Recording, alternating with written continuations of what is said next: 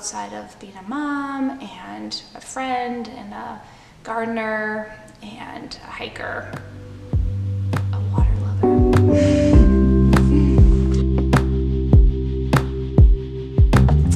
Meditation right now is something that I tend to do at night. Once I have 2 little kids under 3 go to bed, and so it looks like actually a lot of my creativity and my passion are being formed through my meditation. So I'll do legs up the wall, or I'll do an easy seated pose where I'm just sitting cross-legged. But then also like a lot of moving meditation, because like the reality of being a mom of 2 kids is there is that connection of like, okay, what do you need now? And so trying to harness those meditation skills actually in like the daily life has been it's been a new thing for me. I'm learning to do it a little bit better, I think, and with more grace, especially around like meal times.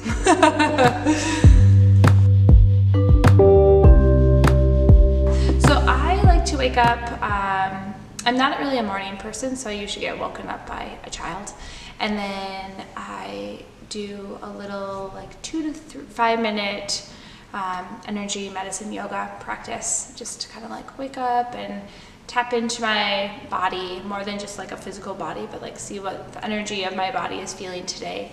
And then we usually do a family brunch or breakfast kind of meal.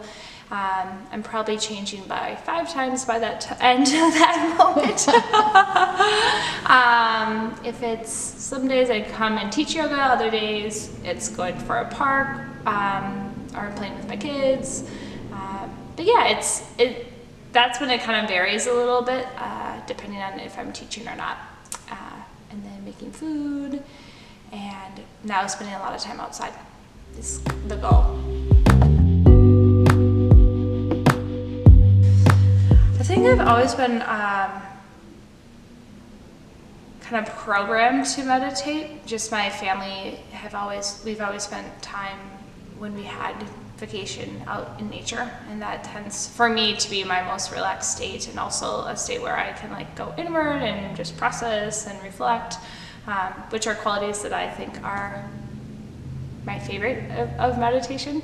And so I was a competitive swimmer, and so although like not really a traditional seated meditation form, I feel like just the quietness and like I'm just solely in my own world and doing something kind of ritual and habitual, and flipping and then doing it again and flipping and doing it again.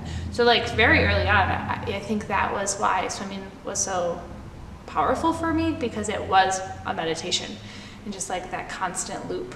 And then like noticing eventually that like there were no thoughts. So that I think primed me for doing more like seated meditations. And then when I went in college, I did a lot more and like practice yoga and simultaneously doing both. So 10 years like in a seated form, but I think, since little. Meditation's impacted my life by just checking in on those regular human emotions that I have on a regular basis. It's changed my life by giving me perspective on really, really hard situations that I am just currently in. The season of my life right now is just really, it's like has a lot of medical hardships with my son, our new baby, and so it's really changed me by thinking like it's not all about this one experience or this one feeling, that there's like something more about this. And so something I think about, especially while I'm sitting in meditation or doing a moving meditation, is just what is this for me instead of to me? And that like change of perspective has really helped me go through those seasons of hardships or doubt or grieving without feeling like, oh, I'm just so immersed into mud, but like rather like, oh, this is for me, and what gold is in this like also hardship. And then it doesn't make me flee or hide away or react to a situation that I feel uncomfortable in. And meditation helps me really sit in my highest self and think like, okay, how am I going to use this as a growth or a way for me to evolve?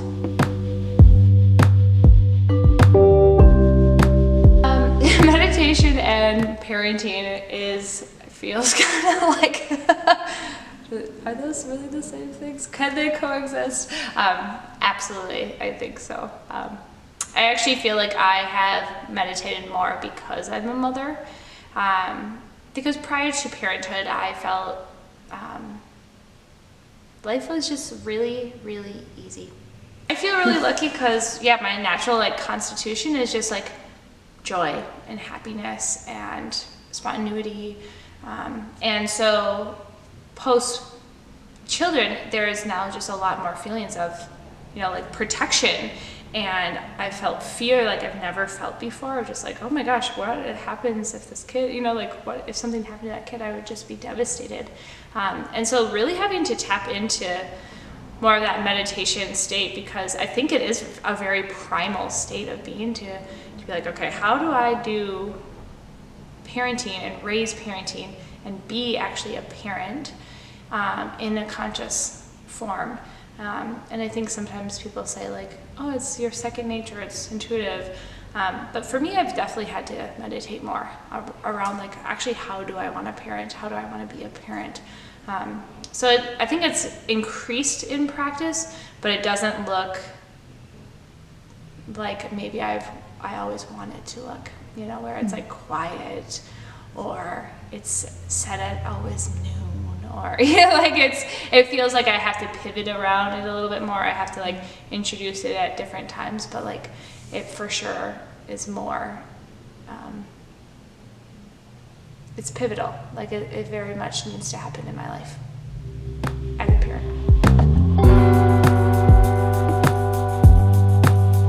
Meditation actually led exactly to owning and starting Yes Yoga. I was teaching yoga and working in restaurants, and kind of thought I would do that for some time and then reevaluate my backgrounds in social work and social justice. And so I always kind of thought I would go back to doing social work and then in some way incorporate body movement as a way of working through any trauma or just comfort or agitation that clients came in with. But I went to India and with one friend, and we were in Rishikesh for 2 weeks, and I did a solo meditation retreat with a person who did a lot of, if not exclusively, Osho meditations. Mm-hmm. And so they're, again, not just seated, but a lot of different forms of movement and ideology. And in that process, it was just this one-on-one experience. I just kept on hearing, you have to go back and open a studio. And so it actually directly influenced Yes Yoga coming into fruition. And I think just in general, it constantly stimulates, like I was saying earlier, of creativity. Meditation is my place where I get to be creative. And for me, it's at night. Some people I know wake up and feel that way in the morning. And that's their, they have a ritual around early in the morning, and they journal, or they have a gratitude book or things like that. For me, it's definitely a night experience, and again in solitude by myself. And I'll just hear, lots of different messaging or images or ideas. So it's just my time when I'm in quietness for reflection and for tapping into that creative passion, which feels so exciting, because I think that's what, as an entrepreneur, I feel most called to, is that the word entrepreneur is yeah, maybe I'm an entrepreneur, but I definitely feel like a creative, and I definitely feel inspired by leading this work through passion and what I feel is needed next, and what is true for me. Yeah, I think there was maybe a couple years ago, that my mantra or intention or sankalpa was I am enough, which directly is essentially coming from doubt.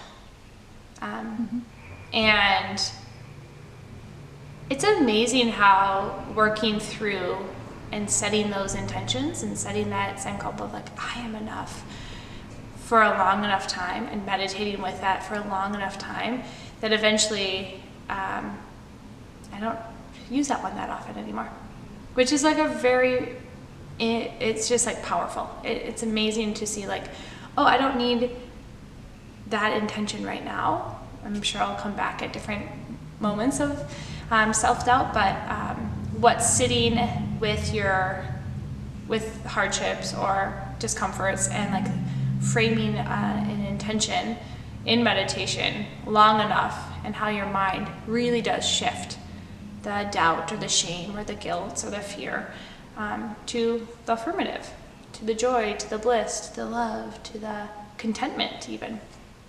So yes, definitely self-doubt. It feels diminishing of my character, and it makes me feel like I'm not enough.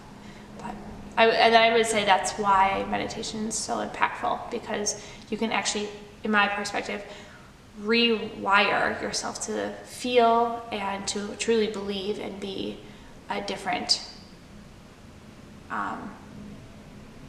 have a different feeling about yourself, and then thus the world, you know. So one of the things that we have been doing here at Yes Yoga recently is just making these sadhanas, and you can have them for any amount of time. We have like these 40-day sadhanas in our teacher trainings, and the idea around it is that it becomes a ritual or a ceremony. And it came out of the fact that we have a couple people who teach here who, when we first started teaching, it was all of these young people who, none of us were married or had kids or really even like jobs that we felt totally like drawn to. It was just like, yeah, we're working, we're having fun, we're doing this thing, we're trying this out, we're gonna give it a go.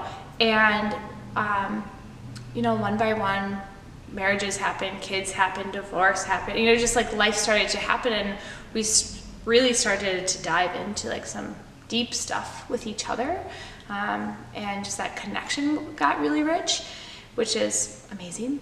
And we started talking about how a lot of times there's ceremony or ritual around partnering, especially for women through marriage, but for people who are choosing not to and or have not found a person that they want to partner with, there's not a lot of ritual or celebration for them later in life.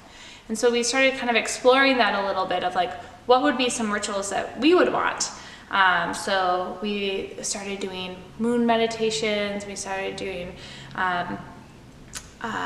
you know, women's circles, and we started doing astrology meetings here, and we just started to like evolve into what are other rituals that we could do that all of us get to participate in, really around nature, being a person with feelings, moon cycles for women, you know, so like things that we could actually have ritual around because they are daily experiences or monthly experiences or annual experiences, the solstices, equinoxes, that don't discriminate really, right? For most of us, we are a part of that cycle of the sun coming around. So it was a really cool thing, and that then led into then how do we have them on a more daily basis, which now, like I said, mine is doing kind of this energy medicine workout, little workup where I'm tapping into acupressure points. It comes from this woman named Lauren Walker, and just really liking that idea of like tapping into something other than just the physical body right away, and setting an intention and being open to what is. Other people I know in our groups will do like mantras or meditations, for sure, a big one. It could be as simple as lighting a candle, saying who you're grateful for, and blowing it out. You know, the ritual actually doesn't mean, has to be anything awe-inspiring. It's just that it is happening on a semi-regular basis or about the same time every day, that your body then starts to program, like meditation, that we can celebrate all these things about life. And so finding, like the joys and the contentments and the little ahs that actually happen in our daily life, but we're maybe a little, I don't know, I think we get grown up, or we get told not to like enjoy like even the simplicity of blowing out a candle and like smelling that smoke, or lighting an incense and taking a moment to breathe, or and it's meant to, the way we talk about sadhana is that it's not something like brushing your teeth or going to bed. You know, things that like, you're gonna do that every day. Be like, brushing your teeth is my sadhana. It's like, no, trying to do something that like, right, like trying to get yourself into a ritual that actually promotes you to like slow down, reflect, have a component of gratitude or love or contentment for self and others. That I think just brings a little bit more groundedness and clarity about this moment or this day or this week. Very grateful for my partner David. He was the first person who bought a 10-class pass for me. And we were not dating at the time. He just like truly believes in me and like truly wants me to do what makes my heart the happiest, and really lives by that. I think there's a lot of people who are like, do what makes you happy, but he very much lives that, and that to me it influences me on a daily basis, just to really choose happiness and choose myself and choose what I really intuitively want to do instead of what I feel like I need to do or should do. So I think I would say him. Find a place where you feel really comfortable and calm in, whether that means someplace in your home or out in nature, and don't feel like you have to like sit and be still.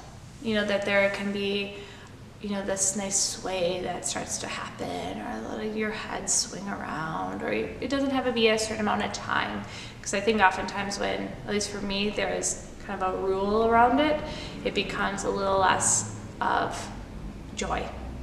And to me, meditation is about finding that inner truth, which in a yogic philosophy, it's leading up to these higher levels of living, which are joy and bliss and, Atman, the self. So don't put yourself in a box, would be my advice. Let yourself really explore it in different capacities.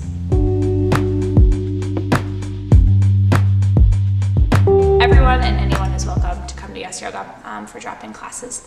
Upcoming things, we have teacher training in the fall. And what I love about our teacher training is it dives into, the first component is intuitive and authenticity. And it requires you to really be in stillness and reflect. And I think meditation is a really important part to listening and understanding and following through with your intuitive self, because all of us have it. And we oftentimes have this perception like, oh, that person is magical, or that person was just born that way. It's like, no, actually all were. There's just some people who have actually done the work and had the ritual and practiced. And not everyone does it in a seated meditation form or on a yoga mat. Some people do it bike riding or climbing rocks or, reading books, but something that, gets you out of your headspace to just sink in. So I really, really love that part of our training. And so I would welcome anyone who wants to kind of dive into those qualities about themselves, and maybe you don't even do the whole teacher training, but if you're like, I want to learn more about that intuitive part of myself,